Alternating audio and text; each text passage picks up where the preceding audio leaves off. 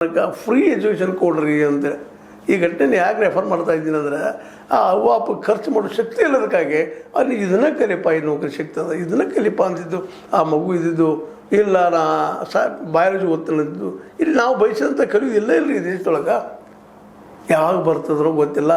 ಆದ್ರೆ ಸರ್ಕಾರ ಈ ದಿಶೆಯಲ್ಲಿ ಮರುಚಿಂತನೆ ಮಾಡಬೇಕು. ಯಾಕಂದ್ರೆ ಈಗಾಗಲೇ ಈ ನೀಟ್ ಎಕ್ಸಾಮ್ದಲ್ಲಿ 6 ಜನನೋ 7 ಜನ ಮಕ್ಕಳ ಸೂಯಿಸೈಡ್ ಮಾಡ್ಕೊಂಡಿದ್ದಾರೆ, ಆತ್ಮಹತ್ಯೆ ಮಾಡ್ಕೊಳ್ತಾ ಇದ್ದಾರೆ.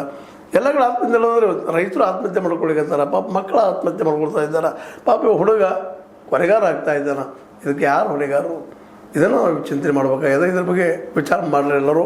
ಅದೇ ಕಾಲಕ್ಕೆ ಸರ್ಕಾರ ದಯವಿಟ್ಟು ಎಲ್ಲರಿಗೂ ಫ್ರೀ ಎಜುಕೇಷನ್ ಮಾಡಿ. ಇವೆಲ್ಲ ಸುಮ್ಮನೆ ಯಾವುದು ಗ್ಯಾರಂಟಿ ಅದು ಇದನ್ನು ಬಿದ್ದು ಈ ಶಿಕ್ಷಣ ಮತ್ತು ಆರೋಗ್ಯ 2 ಗ್ಯಾರಂಟಿ ಕೊಡ್ರಿ.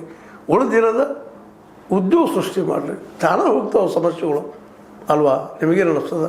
ನಾವು ತಪ್ಪು ಅನಿಸ್ತದೇನೋ? ತಪ್ಪಲ್ಲ, ಸರಿ ಅಲ್ರಿ, ಏನಾದರೂ ಅನ್ರಿ, ಒಟ್ಟು ಅಂತ ಇರಿ.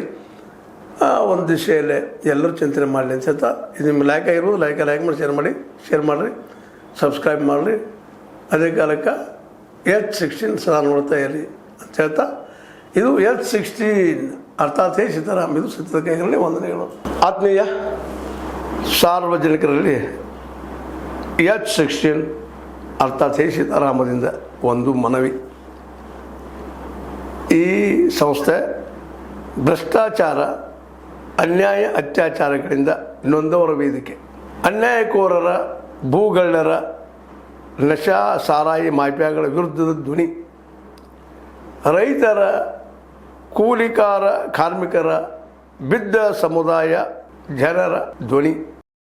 ಬೆಂಬಲವಾಗಿ ನಿಂತು ತನುಮನ ಧನದ ಸಹಾಯಕ್ಕೆ ಸಾರ್ವಜನಿಕರಲ್ಲಿ ಕೋರಿಕೆ. ದಾನದ ಸಹಾಯ ನೀಡಿ ಸ್ವಾತಂತ್ರ್ಯ ಪತ್ರಿಕೋದ್ಯಮ ಉಳಿಸಿ ಬೆಳೆಸಿ. ವಂದನೆಗಳು. ತಮ್ಮನ್ನೇ ನಂಬಿರುವ ಮಲ್ಲಪ್ಪ ಇ ಜೋತಾವರ್.